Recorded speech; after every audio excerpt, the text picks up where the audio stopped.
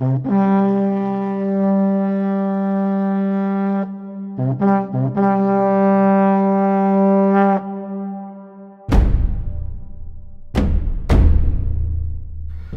everyone, this is Gary from Fantastic Fundas, and in this lecture we are going to talk about the background to what? CDM, Civil Disobedience Movement, or in other words we are going to talk about the gathering storm before the storm comes. Okay, the things that were happening just before the CDM was launched, and this is the time period from 1927 to 1929.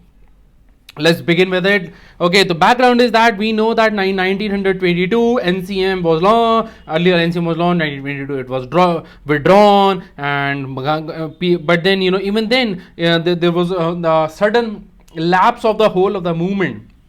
But from the period of 1922 to 27, the movement was sort of kept alive. And who were those people who kept it alive? As from the last lecture, it's obvious that revolutionary terrorists did this work, and communists and socialists, all of them also did their work. Now, a lot of other people, for example, even the Gandhian worker through the constructive program continued, and by the suffragists also in the councils, they did their work there. One typical example of this is of the Koya tribals. Okay, Koya tribal, they were in Andhra Pradesh, and there they fought British, right, under Ramachandra Raju.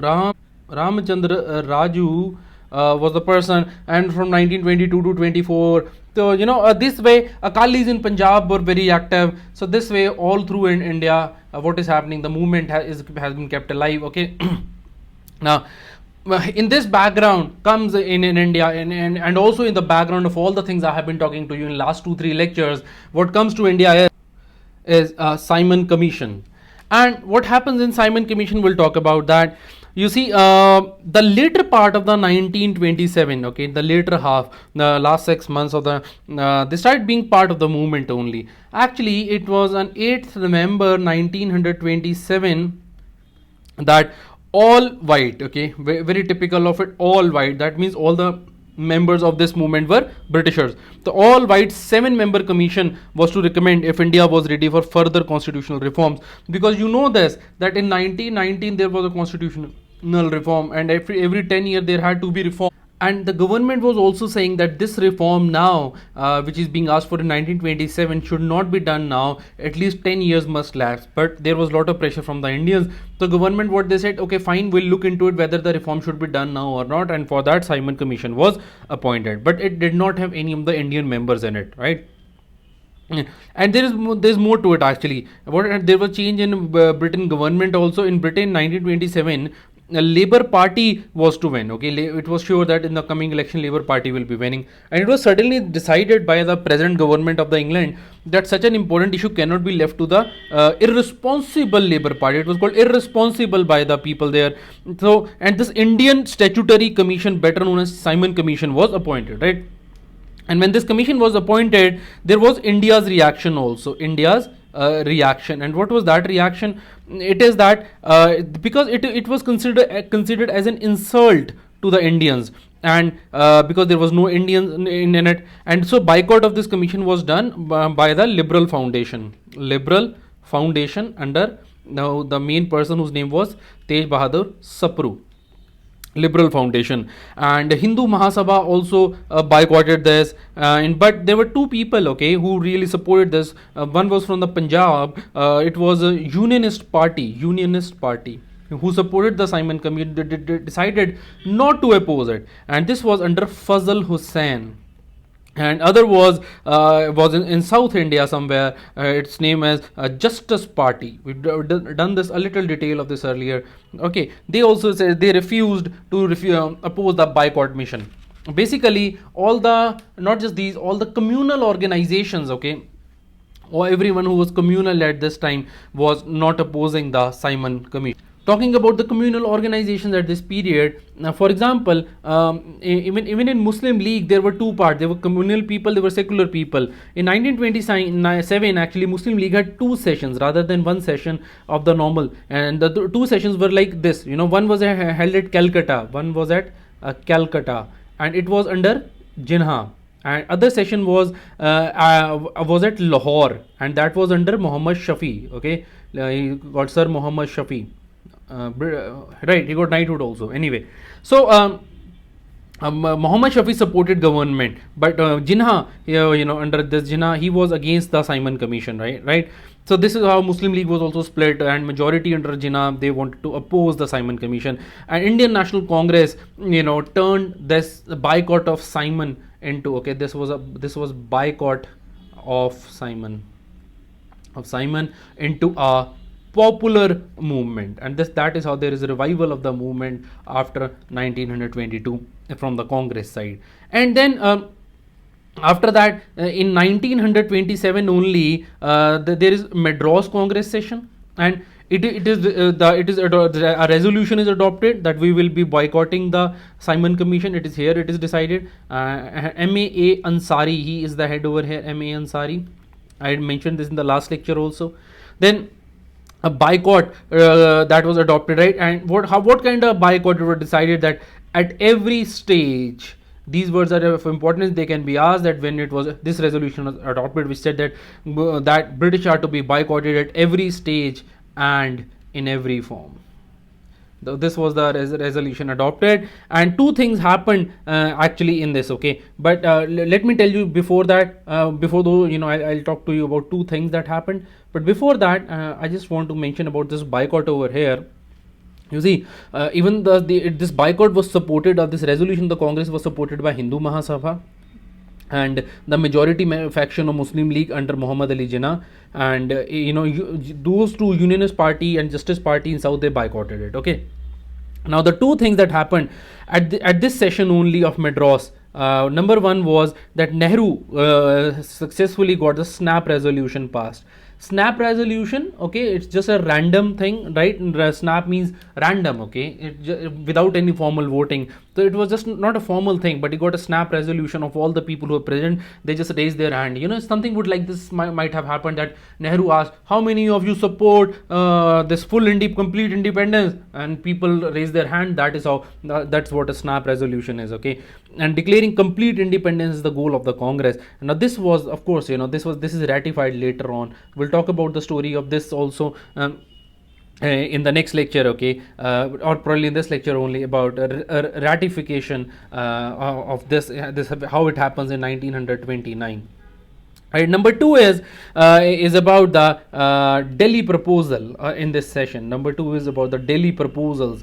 Now, what are these Delhi proposals? They were, actually, these Delhi proposals, they were proposed way back on 20th March of 1927, right?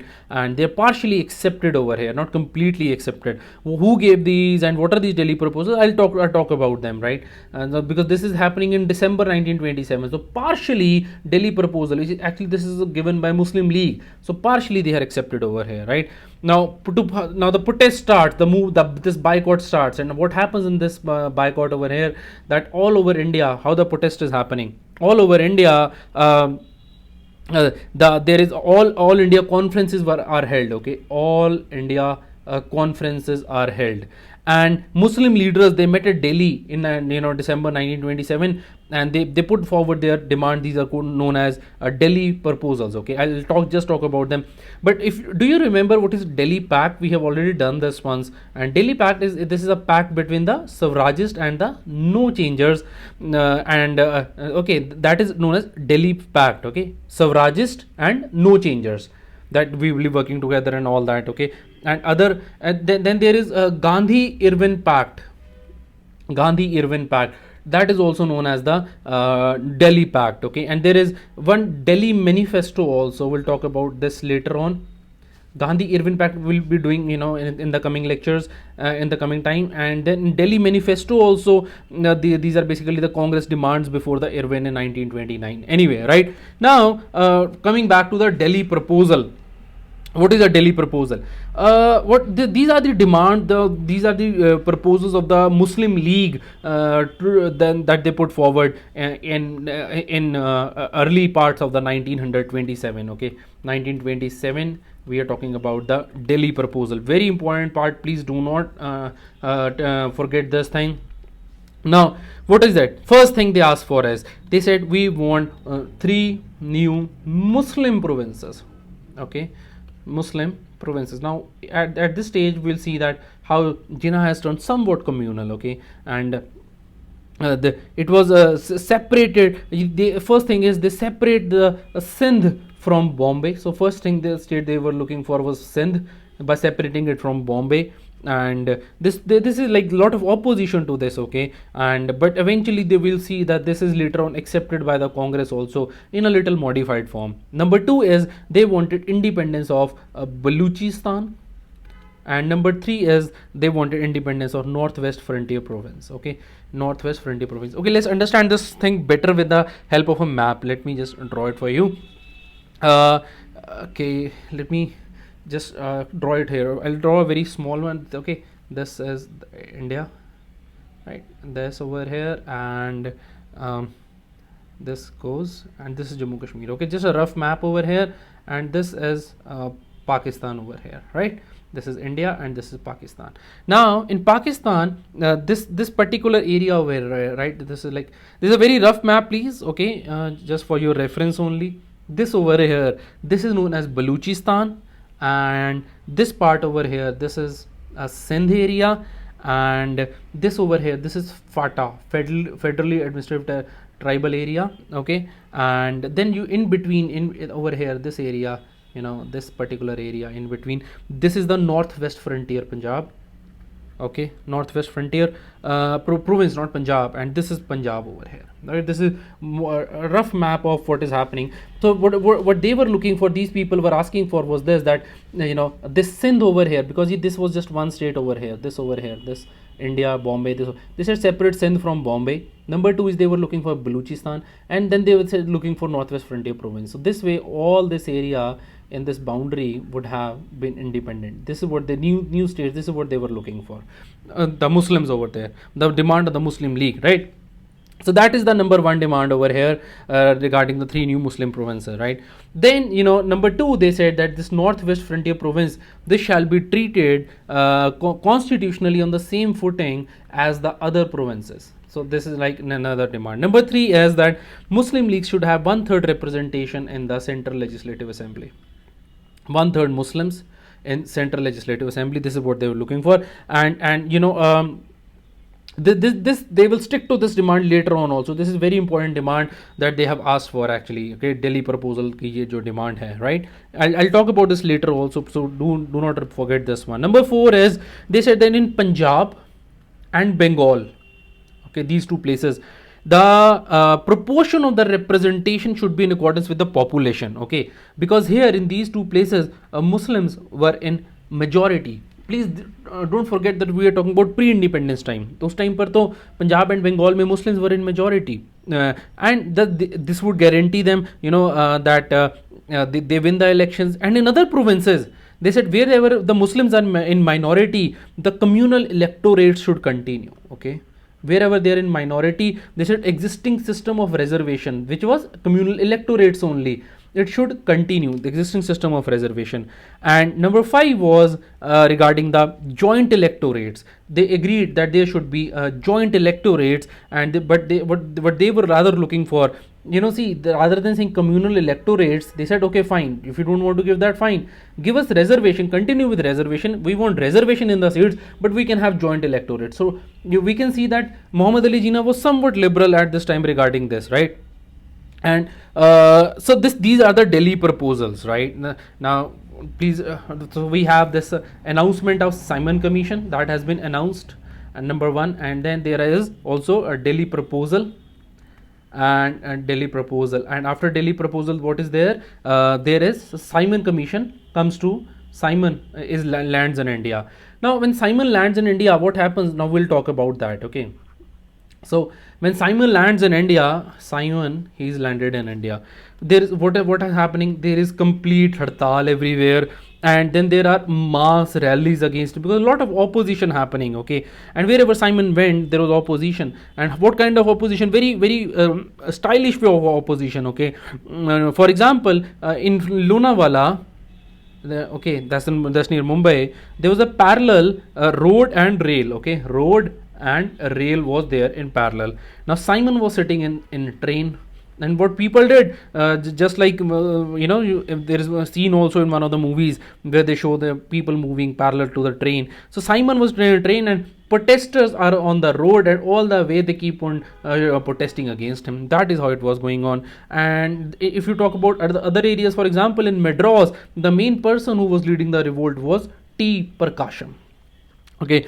And then in Lucknow, if I talk about, that was in Lonavala, number 1, number 2 is this Madras, number 3 is Lucknow. What is in Lucknow? The main person is, his name is Khali Kuzman.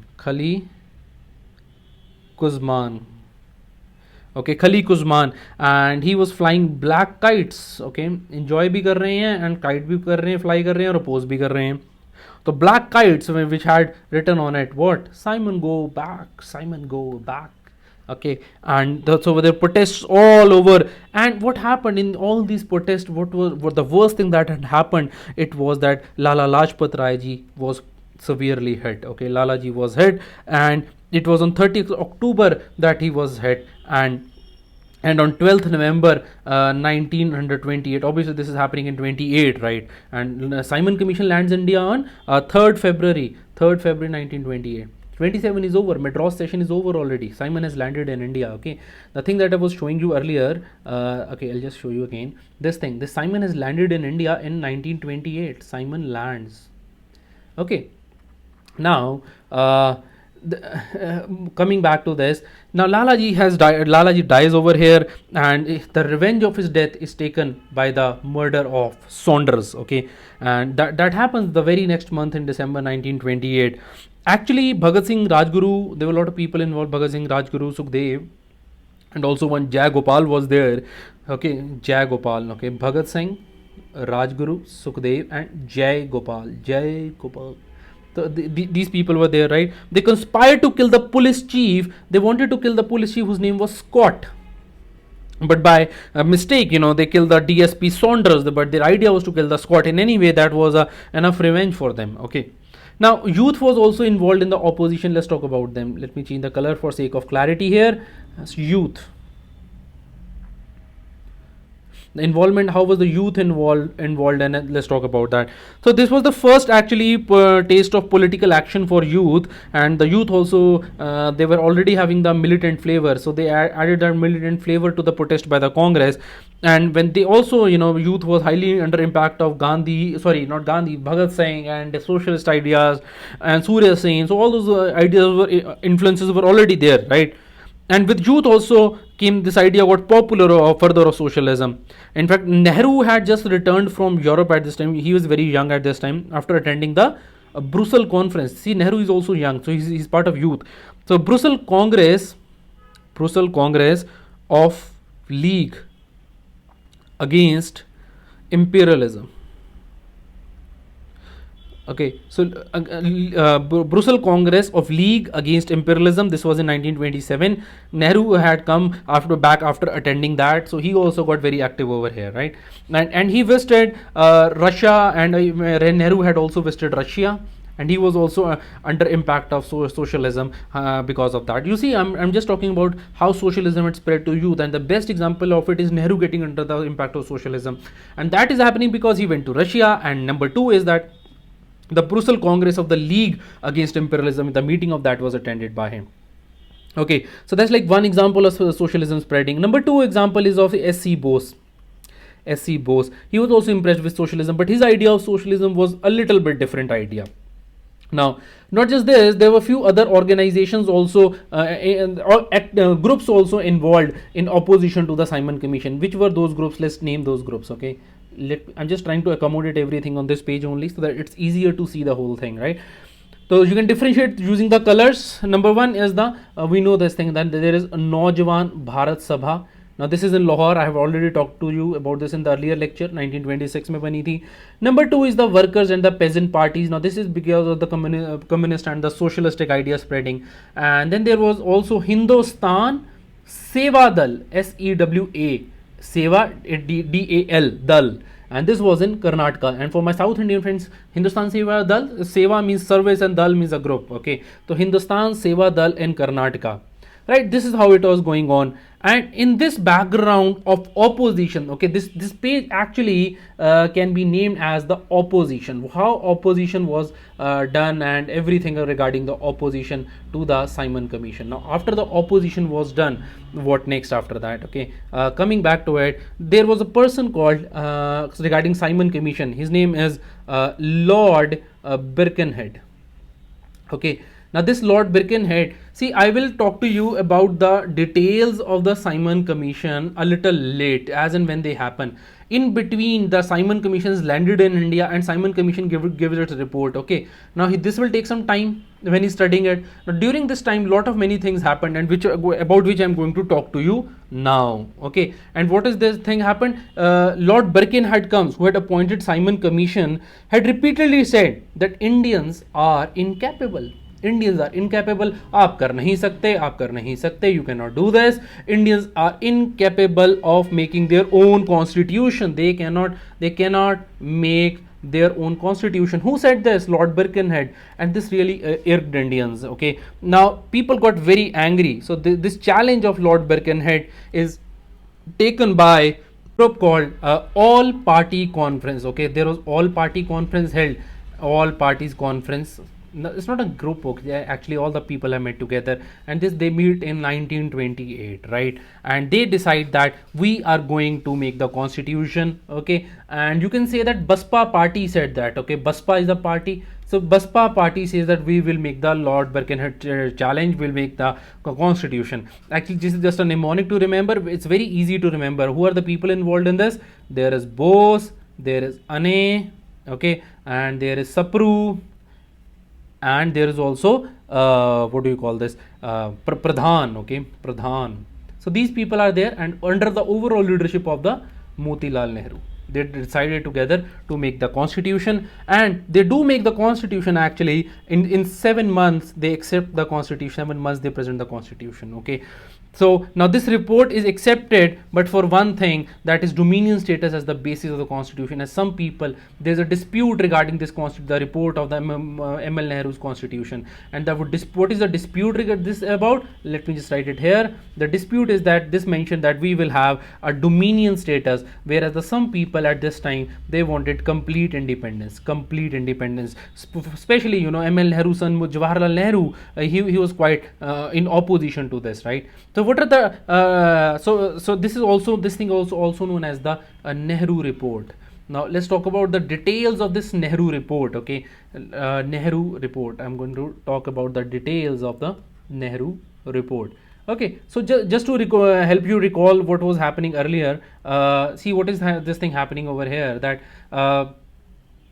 there is an announcement of the Simon Commission. Okay, announcement of the Simon Commission, and then there are Delhi proposals by the Muslim League, and then there Muslim Simon Commission lands in India, and then after that there is a Lord Birkenhead. Okay, Lord Birkenhead's challenge, and this challenge is accepted and by the Nehru plus Baspa, and what comes out is a Nehru report. So now we are going to talk about this Nehru report over here. What is this report, about the details of it, right? So coming back to the lecture now, Nehru report, what was it talking about? It asked for, number one was the, as I said to you, number one was the dominion status. Number two, he said they rejected they said no separate electorates. We want joint electorates. Okay, you can quickly write this in your notebooks also. So now you see, this is the same Congress which had earlier said at the time of the Lucknow Pact. Okay, at the time of Lucknow Pact, they said okay, fine, we are okay with a separate electorate, but now they are denying. They said no, we want joint electorates. Now reservation for Muslims in the seat at the center, they agreed for the reservation though, but they said, and in provinces also where they were minority, but no reservation for them, no reservation in the majority areas. And this was also, if you remember, asked by them in the Delhi proposal. Okay, in Delhi proposal, did not the Muhammad Ali Jinnah ask for that they should get a reservation? They said this in Punjab and Bengal, proportionate representation should be there in accordance with the population. Obviously they were in majority. That is fine. That's a normal thing. And in minority areas, they would get the reservation. So the reservation in minority areas, minority. and this was a Delhi proposal also. So this demand of the Muslim League was accepted over here, right? Number 4 is that Sindh, regarding Sindh, Muslim League, they said that break Sindh from Bombay. I drew the map also. Now, but then the Nehru report said that fine, we'll break it up, okay, but only, okay, there's a conditional, and the condition is that it will be only after India gets the freedom, okay, India gets the dominion status, and that will be so done, so that, and you know, there's one more condition, there are two conditions actually, after dominion status, number 1, and number 2 is that the Hindu minority and majority, okay, Hindu distribution of population of the, that is Hindu majority or minority, this would not be disturbed, not disturbed. Now this was another thing in Nehru report. Number 5 about the Nehru report, that we will be secular, no association with any kind of religion, right? Number 6 that Nehru report talks about is fundamental rights. Actually, in total they talk about 19 fundamental rights. Number 7 is that they talked about detailed provision of a citizenship, okay, right? Now number 8 is regarding the universal adult suffrage. So all the adults could vote. This was talked about in this, right, Nehru report. Number 9 is equal right for women. So women rights are being talked about and equality is being talked about. Then freedom to form the union, you know, okay, whether we want a union or a federal structure, what kind of thing we want. Number 11 is the linguistic provinces, linguistic province, okay. Number 12 is they said that we'll have cultural and educational rights protected, okay. We have already have this thing in constitution. I've already done this thing in our lectures on polity, okay. Cultural and educational rights of the people, article 29, 30 is there. Now I'll just write to the top of the page now. Number 13, he said that the house of the representative, a house of a representative, it would have 500 members, sort of a Lok Sabha, okay. And then the provincial and also known as Senate, okay, and they called it Senate or Rajya Sabha, it would have 200 members, and this was for 7 years, this was for 5 years. Okay, that is how it was. Number 14 is the central government was to have Governor General. Governor General would be there, who would be selected by the British, and he would be paid out of India's income, okay, pay out of India's income. Please remember this thing, this can be asked in paper because there is a lot of opposition to him being paid out of India's income, right? Number 15 is that provincial council was to be headed by the governor, provincial council by governor. Number 16 is that full protection to the interest of the Muslims, okay, Muslims' interest would be protected. Obviously Muslim League liked it. In fact, this is what Jinnah also keeps on demanding, right? Number 17 is that the political structure shall not be disturbed, that it shall be more of a unitary form of a government. Their focus was on the unitary form of government.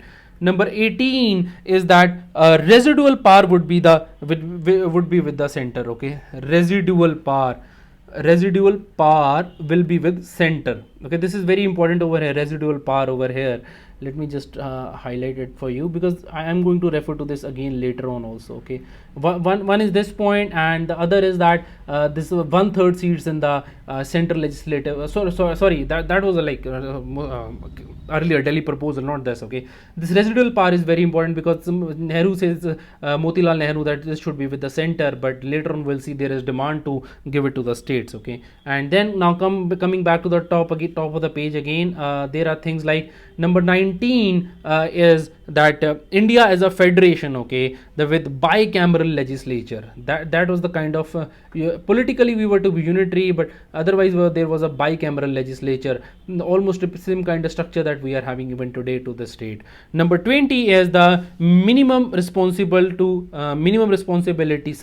the legislature, okay, some responsibility of the executive to the legislature. And in December 1928, okay, Calcutta session Nehru report was accepted and it gave ultimatum. Now this Nehru report is accepted in the Calcutta session. कभी accept होती है Calcutta session? in 1928 Calcutta session of Congress, and ultimatum is given to the government that you should accept our recommendation by 31st December 1929. Okay, now please understand this, February 1928 this proposal is accepted, right, and within 7 months this proposal is given, so that makes it September, right, almost September this report comes out, and they are given 3 months only. Okay, 3 months are given to Britishers, accept this report, and if the report is not accepted, then we are going to have a mass movement, because masses are also getting ready in the meanwhile. So we have given them 3 months, right? This is how it is going on. Now to this Nehru report, now Nehru report is out. Now there would be reactions to this Nehru report, you will agree to that. So there are few reactions to the Nehru report, and these reactions we are going to talk now. I'll just clear the screen after this, right? You can pause here and note down the points if you want to, but I'll just move ahead for now, and we are going to talk about the reactions to the Nehru report. Reactions. So the reactions came, the first reaction was from the Jinnah. Jinnah, he was very angry with it. He said, no, even in the Muslim majority areas, we want the reservation of policy, right? Number two is from the reaction of the Hindu Mahasabha. This reaction of the Hindu Mahasabha is actually before the Nehru report came. This is not about Nehru report. He said they were very much opposed to the idea of the reservation of, the reaction of Hindu Mahasabha was to the Jinnah's Delhi proposals. Okay, they said, what do you mean by these Muslim provinces? We are same way there should be Hindu provinces. So that was their idea, right? And then this Hindu Mahasabha also said that we are looking for other United States of India, just as there is United States of America. Okay, I've already discussed that why we don't call India United States of India, rather it is the Republic of India. Okay, now Muslim League now separated themselves from the Congress. So Muslim League and the Congress, they have separated from each other and said that we want the above said things. The Muslim League said that we want a reservation for Muslims and majority also, that is through the that is in Bengal and Punjab basically. Okay, and that is through proportional representation, Bengal and Punjab. Okay, number 4 is that this dilemma has been created. Now this is called as Nehru's dilemma. Nehru dilemma is of the Motilal Nehru and not Jawaharlal Nehru, obviously. And Nehru's dilemma over here is that if he concedes to Muslims, then Hindu Mahasabha angry, and if he concedes to Hindu Mahasabha, then Muslim League is angry. What jaye to jaye kahan? So, then, Jinnah said, okay, fine, Mr. Nehru, whatever you said is fine, okay, but now listen to me, you have spoken enough, I will give you few amendments to your report. And what are those amendments? Those amendments are known as the Calcutta Amendments. Okay, basically what had happened that there was all India party conference was being organized in Calcutta in 1928. Okay, Calcutta, and at the same time in Calcutta there was also Congress session going on with Motilal Nehru as the head, right? So in this all party conference that was held, Jinnah proposed 2 demands. Okay, now a few demands. Now already you know this thing that from Delhi proposal, 2 demands of the Delhi proposal were already accepted. Number 1 was the joint electorate, and number 2 was the reservation of seats in the minority areas. This was the Delhi proposal. We talked about it already. This was accepted. Now Jinnah asks for few more things over here in this what is known as the Calcutta Amendments. Now let me just quickly sum up to you the Calcutta Amendments. Calcutta Amendment. Now, in this, the first demand that raises that 1/3 of the seat should be reserved for the Muslims in the Central Legislative Assembly.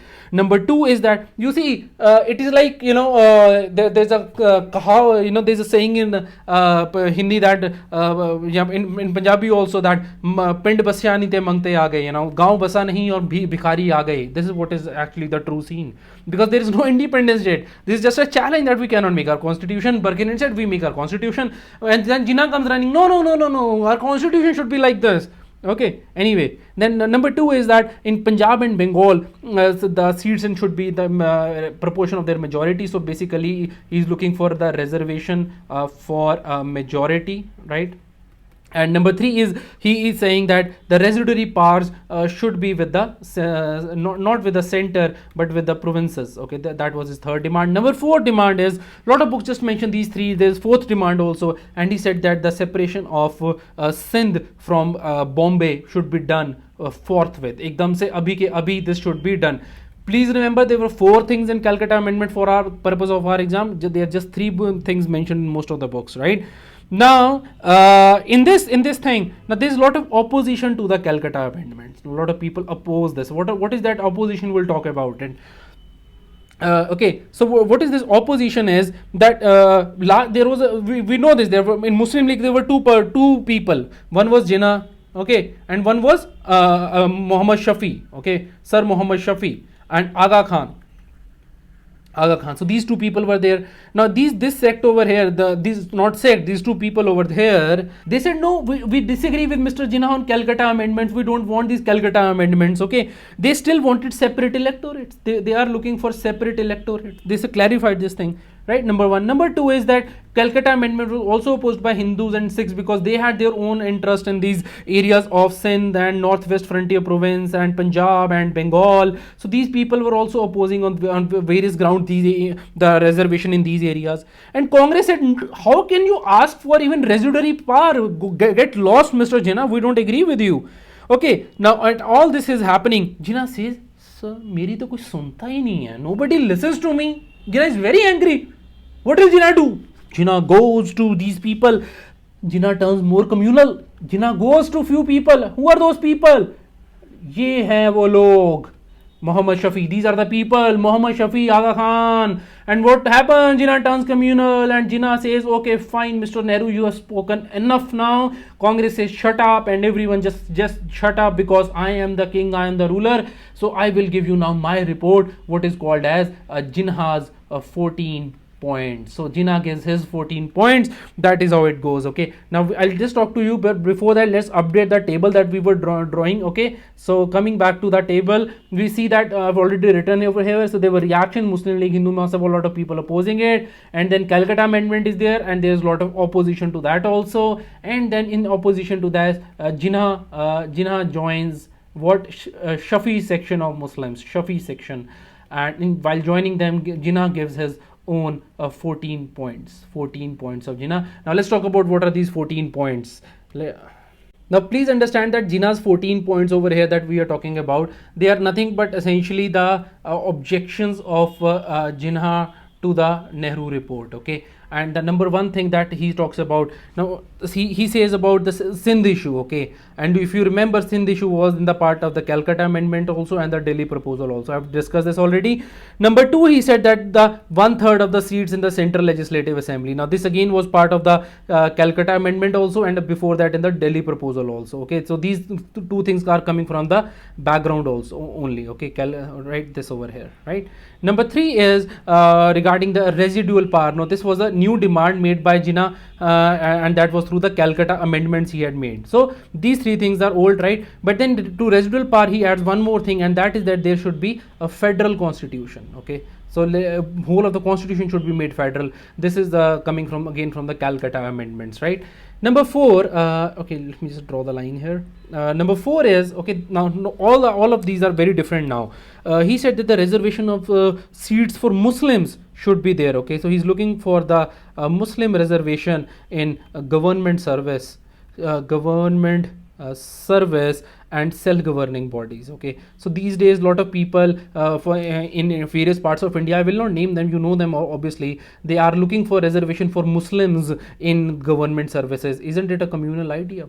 You see what happened when earlier somebody in 1929 asked for a reservation. What happened? Ultimately country got partitioned. Now these people who supporting the reservation for Muslims or for Hindus or Sikhs or whatever, isn't it violative of our constitution, the spirit of India? Isn't it violative of the dreams of the freedom fighters of the Bhagat Singh and Mahatma Gandhi?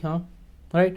Number four is that, right? Number five, because there are 14 points we are going to write. Number five, he said that there should be a provincial autonomy. So he wanted to give more autonomy to the provinces. There has been a question in UPSC, provincial autonomy, and it should be there. Provincial autonomy is ultimately introduced by the Government of India Act 1935. We'll talk about that in that act. Number six is no constitution to be amended without the permission of the states. Okay, so constitution amendment with permission of the states. This was his number 6 condition, with permission of states. Okay, and basically states constituting Indian Federation, all the states which are part of the Indian Federation, right? Number 7 that Jinnah was talking about here, he said there should be separate electorates. Now here is one issue of big bone of contention, separate electorate. Though this was not, please understand, this thing was not asked in Delhi proposal by Jinnah, but now he had turned communal. Why he had turned communal? Because everyone rejected his Calcutta amendments. He got angry. So he says, so he's now communal and he goes to the Shafi section, right? This is what we have done, right? That is there. Now number 8 is that all cabinets, right, whether center or provincial, all the cabinets, not just central legislative assembly should have one third seat, but also all the cabinet, center or the state level, that is provincial level, 1/3 should be Muslims, right? Number 9 is no bill or resolution to be passed unless the minority getting affected proves it by 3/4 majority. So any bill, okay, any bill that has effect on minorities, should be passed by 3/4 majority. Number 10 is that full religious freedom to minorities, okay, full religious freedom. You see, religion is good thing to have, but please understand, as Bhagat Singh said, that it is a personal affair. Do not get obsessed with it. Be rational in your life, okay? Now, protection of civil rights. Now here he is talking about the civil rights of the Muslims only, and he said what kind of right? Not just civil rights. He said protection of religious and the civil rights, for example, culture and education and language. So such things, he's asking for protection of all these rights, all the rights of the Muslims. Number 12 is he's talking about that all legislatures and elected bodies to have adequate representation of Muslims in every province. So not just 1/3 of this over here, okay, let me just highlight this over this point over here, and this I'm going to talk about. That he said that 1/3 should be over there in central legislative Muslims, 1/3 cabinet, and not only that, in all the legislature, the elected bodies, they should have adequate representation of the Muslim. You see, it's a very communal idea. Some of the people think that only if Muslim is elected only, then the interest of the Muslims can be taken care of. Okay. You see, please understand that even a Hindu or a Sikh prime minister can take care of the Muslims, and a Muslim prime minister can take care of the Hindus as well. It has nothing to do with the religion. This is a very, very communal idea that only Sikh can take care of a Sikh or a Hindu can take care of a Hindu. Nonsense. This should not be in our mind, right? So adequate, at the adequate level representation of Muslims in every province without reducing a majority of Muslims in province to a minority, right? So adequate representation should be there without reducing the representation of the Muslims, the majority of the Muslims in a province to a minority or equality. Okay, so this is what he is saying, that representation of Muslims should not be disturbed, right? And then number 13 he is talking about is that any territorial redistribution not to affect the Muslim majority. Okay, suppose there is territorial redistribution, that is redrawing of the lines, and when this is done, then at that time Muslim majority, right, should not be affected. Especially he's talking about in the areas of Punjab and Punjab and not West Bengal, there was Bengal only then, and also in the Northwest Frontier Province, right? Number 14 is that constitutional reforms should be brought. Okay, he was looking for constitutional reforms in Northwest Frontier Province and Baluchistan. Okay, Baluchistan. Now, if this question comes in your main examination, prelim you have to remember all these points. But supposedly, if this question comes in a main examination, you have to mention few points. You can remember this thing, right? One is the issue of representation. Okay, let me just change the color for this. One is the issue of representation. Right. Number two is the power, distribution of power. Right. Number 3 is the minority and majority. And number 4 is the rights. Right, you may just remember these many words, and the rest of the things will automatically fit into the whole idea. Okay, now this thing came, right? Now this was the opposition to the whole thing happening at this same time. Okay, what happens that comes a new thing called at this time there were also young nationalists. Okay, in India, young nationalists. Now we are done with the Muslim League. Jinnah's 14 points. So young nationals come at this time. Young nationalists. For example, what I mean by young nationalists is the Jawaharlal Nehru, obviously. Okay, so see what is happening, that Muslim League, Hindu Mahasabha, Sikh communalist, all the communalists, okay, Hindu Mahasabha, Muslim League, or even Sikhism, not all the Sikhs who were communalists, they were all very unhappy with the Nehru report. right? So also they were unhappy, all that was following it. So what happened that at this time Jawaharlal Nehru, Nehru's, now we're talking about the Congress objection to it, we're talking about Muslim objection to it and others objection. The Congress objection to it, it was from within the Congress, and that was by Jawaharlal Nehru. Obviously Congress only made this report, Motilal Nehru made it, and Jawaharlal Nehru opposed it. He said that there should not be dominion status. Okay, he wanted Purna Swaraj, complete independence, and they pressurized it. Now this is 1928 going on. Okay, now in December 1928 there was a Calcutta session of the Congress. We know this thing also. Okay, and at this Calcutta session of Congress, Jawaharlal Nehru, S.C. Bose, okay, the three people over here. There are three people over here, and those are people. One is Nehru, Jawaharlal Nehru. Other is Subhash Chandra Bose, S.C. Bose, and there is a third person also which most of the people do not know at this time, who was one of the prominent leaders. His name is Satyamurthy ji the. And these three people, they said, okay, what we want is that we want Purna Swaraj, complete independence. Purna Swaraj means complete independence, and that should be the goal of the Congress. Okay, now obviously this is happening after the Nehru report has come, that goes without saying, right? So Gandhi ji, Moti and other felt, but people were not ready for that. For example, Gandhi and Motilal Nehru, they said, oh please guys, understand, oh young man, understand that with great difficulty we have reached a consensus. There is a difficulty and in reaching consensus for achieving the dominion status. At least give us some time, let us try that. Okay, don't be in a haste. Okay, don't haste, give us at least 2 years for this.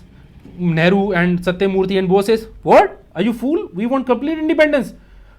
This was the demand of artists also. So these guys said, okay, fine, give us 1 year of 1 year of time for the dominion status, and if we don't get it, okay, then the Congress aim would be complete independence. We will call for the Purna Swaraj, and we will also launch the CDM. Okay, please understand one thing, that Gandhi is that at this time fully realized that the country was not ready for the CDM, and that is why he was looking for some time. And in this 1 year, obviously he pursues government to do something, but government doesn't do something. But meanwhile Gandhi is also preparing the country for the CDM, and the Congress is also doing the same. So in other words, they have purchased this time. Okay, and moreover they genuinely wanted to give this idea one last push of the dominion status. Okay, so that is how the whole things are going on right now.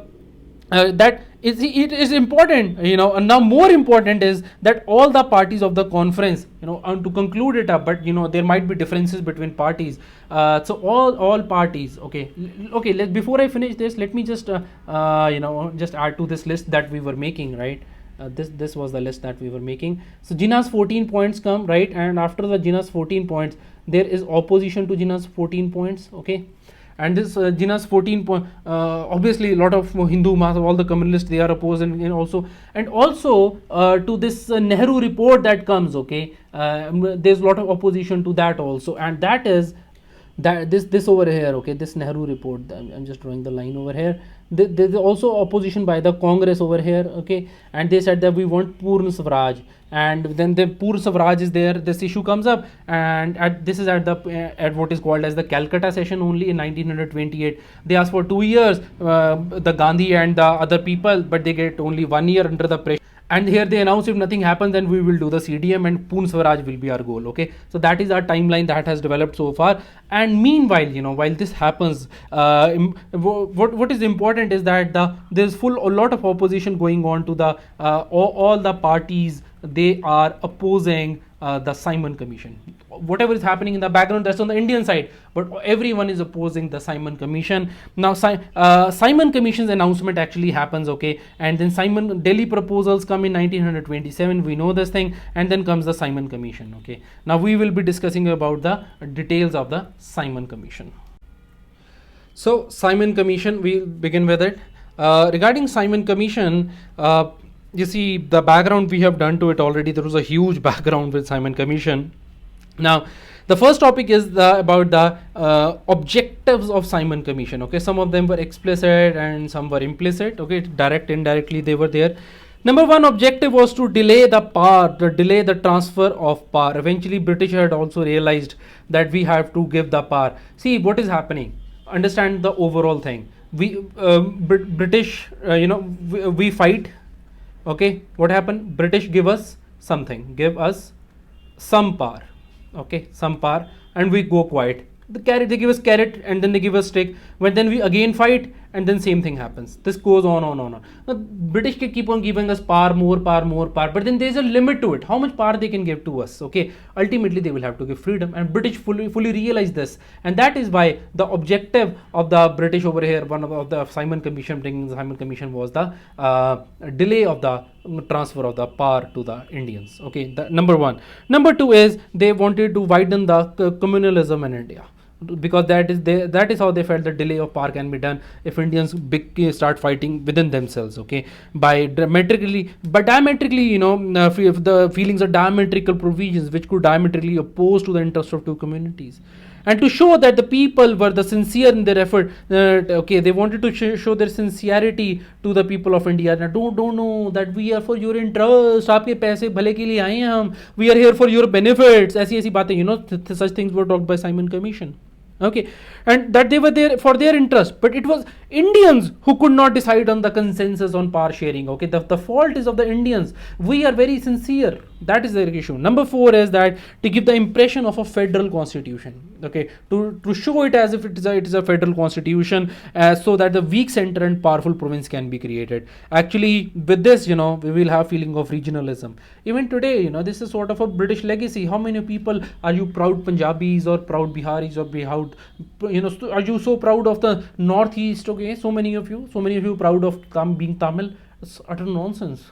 Yes, you are Indians, What kind of regionalism? Why are you having even regionalism?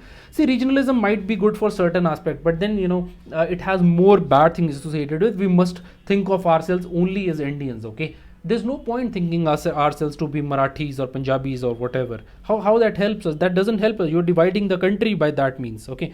There are certain benefits, I don't deny that, okay. There are few, but very less. Anyway, moving ahead, they basically wanted to create feeling of regionalism, and regionalism is an antidote to nationalism. You want to work for your region only and not for the nation.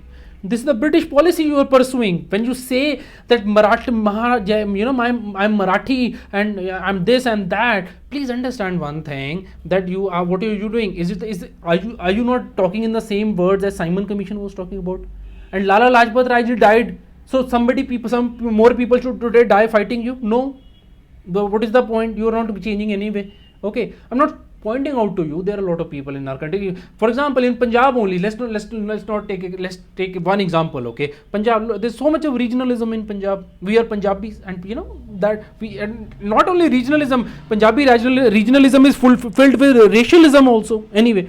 So to give political autonomy without economic autonomy, okay, they wanted to give Indians political autonomy. थोड़ी सी पार दे देंगे ना, but no economic autonomy, and without economic autonomy, how would there be money? That is an issue. Okay, so these were the main objectives of the Simon Commission, right? Objectives. Now let's talk about the second aspect of it, and that is and the second aspect of it is about what are the recommendations of the Simon Commission.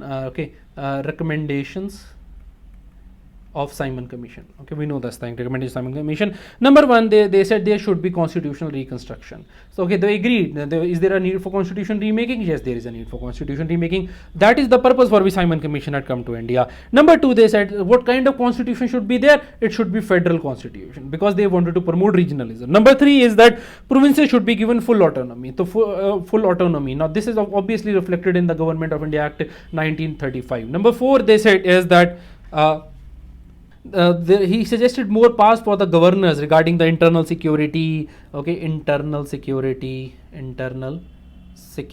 and for example the administrative power to protect the different communities that was there, right? And then over here, number five, one of the recommendation of the Simon Commission was a Governor General should have the complete power to appoint the members of the cabinet. So all the members of the cabinet should be appointed by the Governor General, and Governor General appointing cabinet members, appointing cabinet. And lastly, the Government of India should have complete control over the high courts. Okay, high court control. Now this is the topic which is normally not covered, okay, by most of the students, okay, and that is why this topic becomes important for us, right? Then finally, number three is regarding the limitations of the Simon Commission. Limitations. What are the limitations? The limitations are that no Indian members were there. That is our first opposition. It was all white commission. Number two is that there is no universal franchise. The voting right was very limited. Number three is that provision of Governor General remained unaffected. Governor General was still very powerful. Number four is that the provision to abolish separate electorate, but rather extended to other communities as well. See, the separate electorates were being given to more and more people. We know that initially there were separate electorates that were introduced, okay, 1909 Parliamentary reforms, and from then on initially it was given to Muslims and then Hindus and the Christians, and later on we'll see how they give it to the backward communities also. That is how it all keeps going on, okay. And number five is that no financial devolution, okay. So no financial powers were given to the Simon Commission. That was all about the Simon Commission. There is much more detail. You can always discuss, talk about it, the Simon Commission. But I would not recommend doing that, because you see that is not good for the purpose of our examination. And what was the impact of the Simon Commission? Let me just write here only the impact of Simon Commission. Number one impact was that the radical forces got recognized. We came to know who is radical, who is communal, and all that idea. Number two is that Lord Birkenhead's challenge was accepted, the constitution made, and Britishers were shown that men cannot be ruled without their approval, that we are Indians, that we can rule ourselves. This was proved. And number three, we got to know that what we want, that is we wanted reforms on the socialist line. We were quite clear for it, okay. So this is how the Simon Commission is going on. Now let's quickly go to our timeline that we were making, and we can add over there okay. So there over here is the opposition and Congress is there, okay, and then the CDM is there, right? But meanwhile, the Simon Commission report is there, okay. There's nothing much to add to it, okay. So we'll talk about the CDM only in the next lecture. This timeline is complete in itself. I hope it's okay. Let me just adjust the screen for it. Yeah, I hope it's clear now, okay. Now moving back to what we were doing, right? Now after this, the impact of Simon Commission we were talking, okay. So what was the overall impact of Simon Commission that I told you just, right? Now after this, because everything had failed, right, there is a preparation for CDM starts. I'll talk more about the CDM in the next lecture also, okay. I'll give you full-fledged details, the background over there. But for now, please remember whatever I say about CDM now, preparation of CDM. And that is what is happening, that Gandhiji believed that CDM was to be launched, then preparation has to be started. He was very well aware that for a mass movement there has to be preparation, just like for your exam IAS ka ya koi bhi exam that you are writing, that you have to prepare yourself for that. And thus he was supposed to go to Europe. He cancels his trip to Europe, and he starts traveling throughout India, right? Earlier, since his release, since 1924, Gandhi had been traveling throughout India incessantly throughout the country, okay. He had been making travel all across the country or through various means, okay. Gandhi, there are pictures of Gandhi in train and cycle and everything, okay, and car also, and that's how it goes, okay. And then finally he would travel to the remotest of villages, and that is where the most of the even artists are not able to understand that why Gandhi is traveling, okay. Now when he was focusing, he was traveling, this is early part of 1929, he's focusing on to few things. For example, he's focusing on khadi, and he's focusing on Hindu-Muslim unity, and number three is focusing on the removal of untouchability, okay, untouchability. And that is and after 1929, okay, that is his initial focus. And after 1929, and that is the one year period during that period that he had given to the British government, that if you do not agree to our demand, then we will be launching the political agitation. And it was this time that he starts preparing people for the political agitation. So Gandhian trips are in two things are happening. One is early 1929 and later part of it's not after, it's actually later part of 1929 when he's preparing people for political action. And number two is that at his instance, number two is Congress had also organized foreign cloth boycott committee. कुछ है सबसे पहले कपड़े उतार दो. That is the Gandhian formula. Right? That's just in the lighter vein. Don't get offended by it. Like a lot of people are very sensitive. I'm very scared of those people. I'm not scared as such, but I don't want to waste my time with them. Anyway, so went to Burma to tour, and on returning back he was arrested, and Gandhi was traveling to Burma. and when he came back he was arrested, and foreign cloth was burnt all over India, right? And he kept on reminding people that CDM has not yet started, be lawful, do not do violence. So this is happening, the preparation of the CDM is going on. Okay, now meanwhile, in during all this while, few things have already happened that I've already told you. For example, there has been a Meerut conspiracy case. Okay, number one. Number two is that Bhagat Singh and Batukeshwar Dutt, they threw the bomb on the Central Legislative Assembly, and then after that there is arrest, and Jatin Das dies in the jail after 64 days of fast. And on 13th September, right, Jatin Das dies. Some books say 64 days fast was there. Wikipedia says 63 days. God knows what is it. Okay, if you are sure, you may mention it. I believe it was 64 days anyway, right? And then we know that meanwhile there is also Labour government coming in Britain. Labour government is in power, and after this happens under Ramsay MacDonald. And this is the same man who will also conduct all the roundtable conferences. Okay, and Lord Irwin was called to London for consultations, and then on 31st October 1929 comes the Lord Irwin statement. Okay, Governor General of India is there. Lord Irwin statement is there, and he says that it is implicit in the Declaration of 1917 that the aim of the British government has been to give the Dominion status, right? Because they are also under the pressure now, so they also will start saying on those very lines, right? And he announced that there will be RTC soon as the Simon Commission submits its report. So he announces the RTC, and then on 2nd November 1929, just after a month, there is a Delhi Manifesto coming up. Okay, Delhi Manifesto. What is this Delhi Manifesto? These are the this was given by the Congress. Okay, and the Delhi Pact, I told you, right, is a conciliation in suffrage and no changes, and this is the Delhi Manifesto. These are the demands put by the Congress. Okay, and what are these? The purpose of RTC was not to discuss. Okay, Delhi Manifesto regarding the demand to RTC. Let me just write it there to add to our thing, right, that we were doing, right. Over here, this is before the that this thing has happened. The CDM launch. Okay, so there comes a Delhi Manifesto over here, right. So going back to the lecture, so in this Delhi Manifesto, what is asked, let me write it on the new slide, a new page. Delhi Manifesto. Okay, what is in Delhi Manifesto? Delhi Manifesto में क्या हो रहा है कि they say that the purpose of the RTC, they define the purpose of the RTC, because Irwin said after Simon there would be RTC. So they say that okay, fine, will come, but the purpose of RTC won't be to discuss when Dominion status shall be granted. Rather, it would be how the Dominion status would be given. That is why we'll come to RTC. That is number one condition they laid down. Delhi Manifesto is more often the conditions. Okay, and the Congress was to have majority in the conference. Only then we will come to the RTC. Number 3 was that amnesty and general policy of conciliation. Amnesty and policy of conciliation would be followed. Only then we will come to the RTC. Okay, and on 23rd December, just like 20 days after that, sorry, this was in November. Okay, and then October, November. Okay, October, I told you that is October is Irwin statement. This is 1929, and November is Delhi Manifesto, and in December Irwin told Gandhiji that he was not in a position to give them Delhi Manifesto. So Irwin says that he cannot do that, and then CAT is set for the confrontation, and once the stage is set for confrontation, at this time there would be CDM. Okay, but before CDM happens, I would just give you one more of a random fact, that independence. Okay, I mentioned it earlier in the lecture. I'm just reminded of that Independence of India League. Okay, who formed this Independence of India League? Do you know this thing?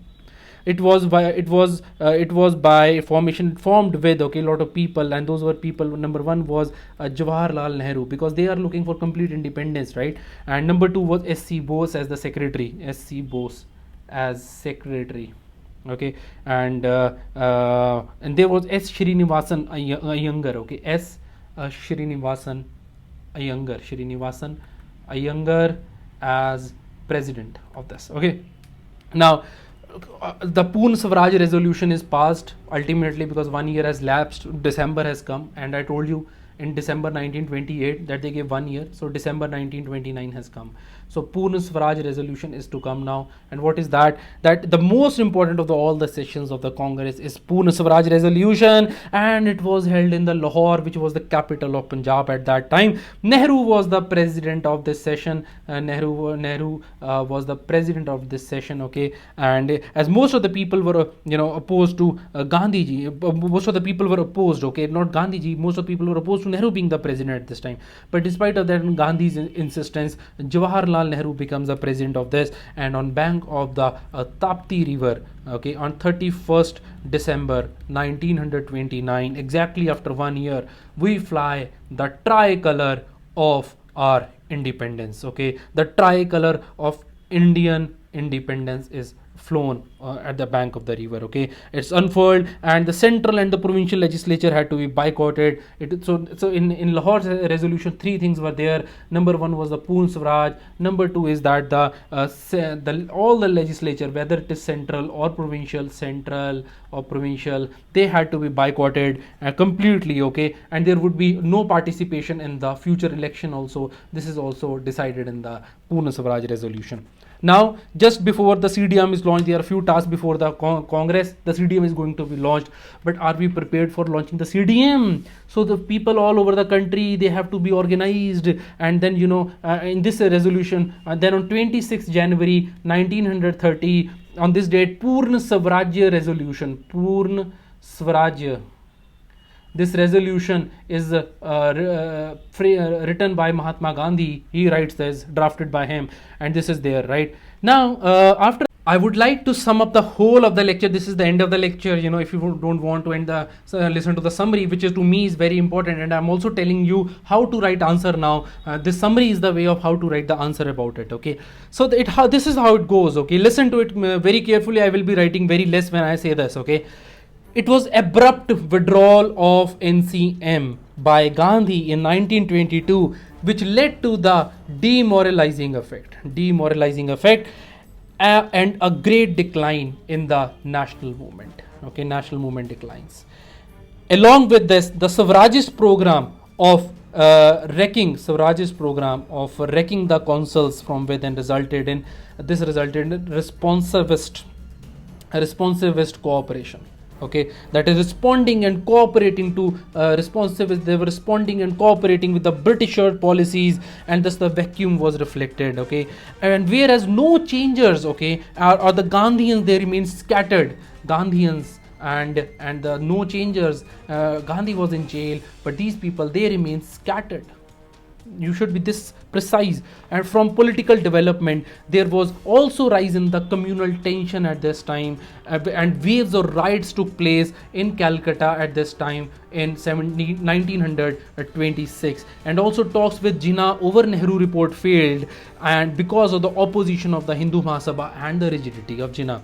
By 1928, there was a growth in anti-imperialist sentiment, and this is reflected in the anti-Simon agitation and the revival, okay, revival of the revolutionary groups and the peasant movement in Gujarat, the Bardoli Satyagraha that happened, and the communist movement also. There was encouragement of the left wing in the Congress and support of the Nehru and Subhash, having focus upon not dominion status but on Purna Swaraj. And apart from this, by 1928-29, there were economic and political tensions between British interest and Indian interest, reflected by the World Economic Depression, okay, World Economic Depression of the 1929, right, 1929 to 33. That depression was there. Now, it is important to understand that the British change their policy according to the national movement. Okay, please understand that this thing when I'm saying this line, that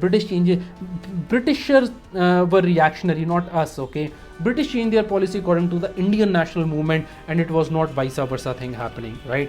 And it was through the Lahore session of the Congress which left choice of precise methods of non-violent struggle for Purna Swaraj to Gandhiji, and it was on 26th January 1930 that the pledge of independence taken by many people, and it was on this day that CDM was supposed to commence. Okay, but Gandhiji says, okay, I'll give you some more time, and ultimately it is on the 12th March, with the launch of the Dandi March, that we'll see the CDM has been launched. We will be talking that in the next lecture. Okay, that was the summary of the lecture. Okay, I hope you remember this. I will not be giving you a timeline. This we have already done the timeline, right? So that is all. I hope you really enjoyed the lecture. This is one heck of a lecture, huge lecture, but I just loved recording this lecture with you guys. Okay, and finally, before I go, this is such a good lecture. If you like that, please do share it with others, right? Share it, number one. And if you like this, please do click on the like button. And finally, if you want that this lecture should come right into your email box, then you will need to subscribe to us.